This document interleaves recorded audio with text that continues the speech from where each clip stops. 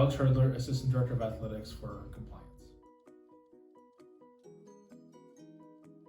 My primary job for Missouri State Athletics is to ensure that our coaches, student athletes, and staff are following NCAA and Valley rules.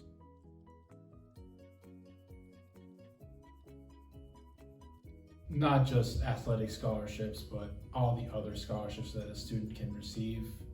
The NCAA governs for our student athletes, as well as, we look at the extra benefits to practice.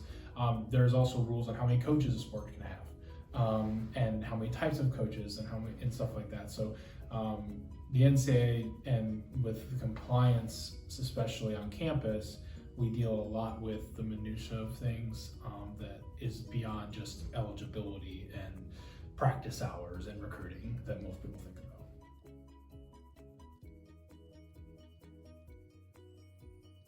It's very rewarding to see a student athlete when they get on campus as a freshman and they're wide-eyed just like I was, to being 22 or 23 and they're finally graduating, and they've had a successful career athletically and academically. And my job is not only to assist that, but make sure that they're doing it where they're not jeopardizing their eligibility.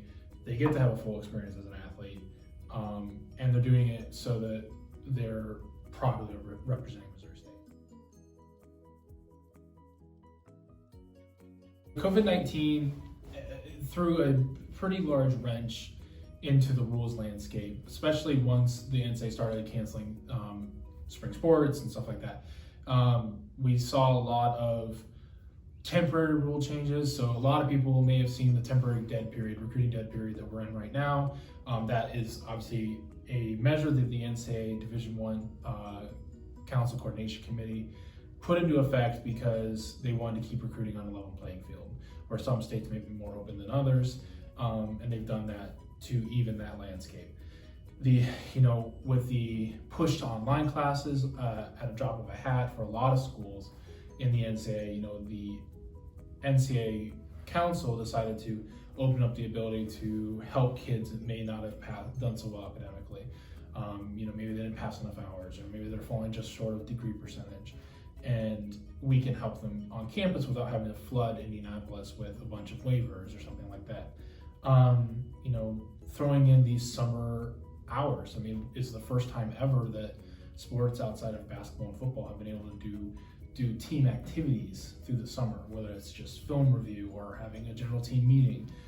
Those privileges are reserved for basketball and football during the summer. And so it's the first time that these sports have had to do the stuff associated with that.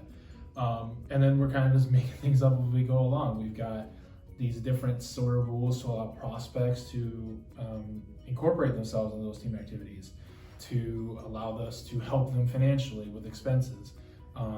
We've had to throw the COVID testing for kids that want to return to campus, or the new kids that want to come to campus, and what the rules look like in terms of them. Can we bring them back early so if we have to quarantine them? We can do that. Can we help pay for that? Can we put them up in the dorm? Can we put them in Bear Village and they can pay for it themselves, or something like that? And there's a lot of moving parts that don't generally happen in the summer. The summer is supposed to be a lot slower in terms of compliance.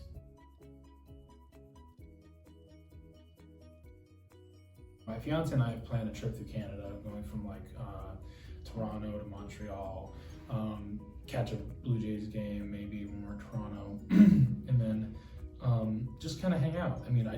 My dream vacation ultimately comes down to, do I have to check my phone while I'm on vacation? Just can I relax? Do I need to be near my computer or check my email, and just kind of be left alone, get a chance to recharge? Just the populace and the ability to do something in town, and it's not centered around collegiate athletics.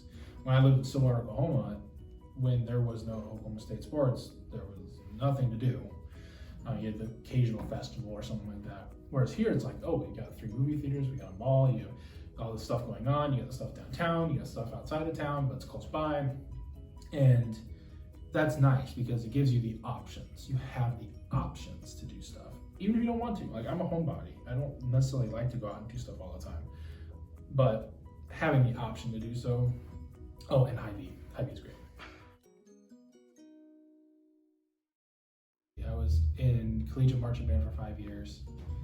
I played the saxophone from 5th grade through my senior year of college. I was on drumline my first year of graduate school. I always had an affinity for sports. I grew up watching NFL football every Sunday with my mom and dad, going to NFL games pretty regularly. Do I want to work in ticket sales? No. Do I want to work with facilities? No. And literally process elimination, compliance was the only maybe. And so I was like, okay, and I just went all in.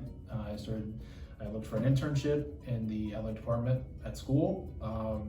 I started, really focusing on public infractions cases, like the major infractions cases that were available when I was going to school, and starting to learn what the rules were. Because up until my first year of graduate school, I couldn't tell you a recruiting rule. I couldn't tell you what eligibility looked like. And that was 6 years ago.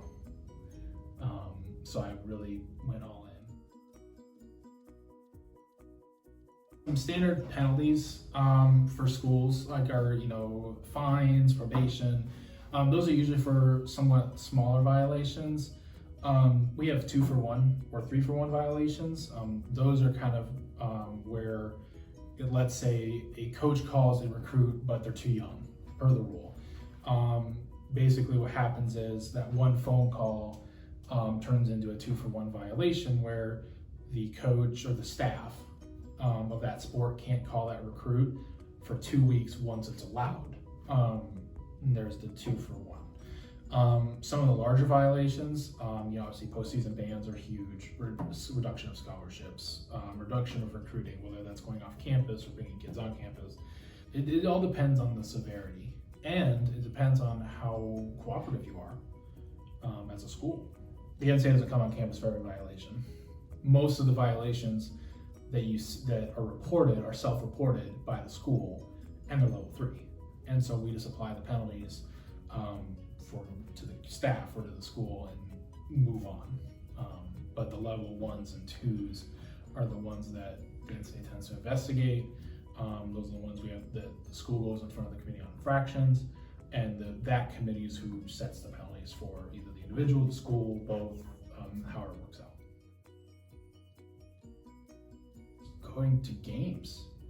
I haven't seen a Missouri State baseball game yet. Or a softball game. I was looking forward to watching us host Valley Tennis. We're going to host it again next year, but the last MSU event I went to was a women's basketball game when we won the Valley.